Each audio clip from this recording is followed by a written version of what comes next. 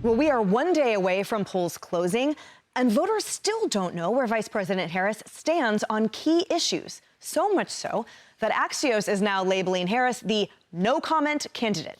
Just yesterday, she refused to say whether she voted for or against a tough-on-crime measure in California. Watch. So my ballot is on its way to California, and I'm going to trust the system that it will arrive there. And I am not going to talk about the vote on that because, honestly, it's the Sunday before the election, and I don't intend to create an endorsement one way or another around it. But I did vote. Right, says the former district attorney general and current candidate for president. But anyway, we've seen this dodging all throughout her campaign, obviously, with the vice president's team refusing to comment or give clarity on a wide range of issues, including reparations, sanctuary cities, taxpayer-funded gender surgeries for inmates, ending the filibuster, executive action to make a pathway for citizenship for millions of dreamers, and restoring voting rights for all prisoners. Brett, the reason that the team has been asked to provide clarity on those issues is because the vice president has expressed positions on each of those things that are frankly radical, or at least that Americans want to know. Has she changed her mind? And if so, why? Or does she still feel that way? It is not out of the blue. Voters need to know. You know, I think this Axios piece is right on, and it is exploring why she's not having a definitive position on all of these things. But I think that Prop 36 answer is really interesting. Here is somebody who's trying to say, listen, I'm going to be tough on crime. I'm a prosecutor. I fought all these tough criminals. Prop 36 provides stricter penalties for drug felons, for criminals. It is opposite Prop 47, which she got lambasted for supporting earlier in her career, which reduced the sentences and the crime, fighting crime. One would think that this would be the moment, yes, I voted for it. But the fact that she said, I don't want to affect things the Sunday before the election, right. That's like when I interviewed her and I said, what's your feeling on this? She said, I'll follow the law. She said it numerous times to a couple of different questions. Well, you're going to be in a position that you could affect the law. How do you feel about it? That's right. And in this 11th hour, Shannon, that's exactly what voters need to know. What if you are a single-issue voter in California and that position on crime, the president's stance on crime, is exactly what is most important to you, and you actually want to hear from this candidate, know exactly how do you feel about a tougher stance on crime?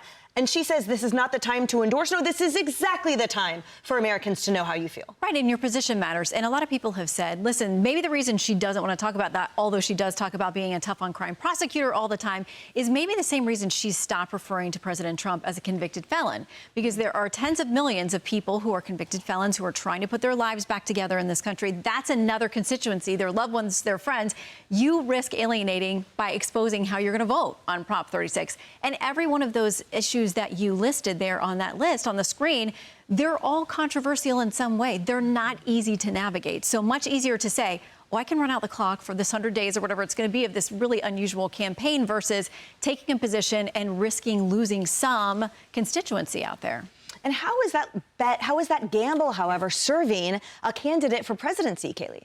Well, it may serve her. It doesn't serve the American people. Look, at this point, I think we can conclude that her campaign wanted her to be an empty vessel of policy that any voter could fill with whatever they so desire. I believe the statement, my values have not changed, was focus group tested. I believe they found it gave permission to progressives to say she still stands for me, while also not giving a line to the Trump campaign to use against her and create a wedge with centrists.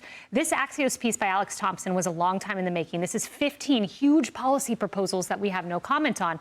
But every morning I would wake up, and I have alerts on my phone from Alex, and it would pop up. I asked the campaign about transgender surgeries for federal prisoners, no comment. Every morning at 8 a.m., he religiously tried to get answers from her and could not. What an indictment of the press, though, that when she said it's the Sunday before an election, that's all the more reason, to your point, Emily, we should know her answer. But where was the ferocious roar from the gaggle of reporters there saying, no, you need to answer this? I didn't hear it. I've watched the clip 3 times. I'll watch it again. It's an indictment of the press that we don't have these answers. Nobody can go down a rabbit hole on an issue quite like Kamala Harris. I mean, look at the Jewish vote in this country and look at her completely opposite messaging depending on which zip code she's talking to about Muslim Americans and their issues with people caught up in the middle of a war between the Hamas terrorist government that rules them and Israel, who's defending itself after an invasion and massacre from that same terrorist government. Look at that, and then look at what she says in a different state where she needs the Jewish vote, like Pennsylvania. Could have had the Jewish governor on her side as her pick. She didn't do that with Josh Shapiro. She is duplicitous. And I mean, when that woman goes down in a rabbit hole on an issue, it's calamity driven. So I don't think that she walks away from this. You and I talked about this. You brought this to my attention today, Brett. She can't answer that because it's been poll tested. She won't give the right answer. Listen, Bernie Sanders said, don't worry. She feels the same way. She just has to say what she needs to say to get elected. Wow. I mean, that sentence did actually come out of his mouth.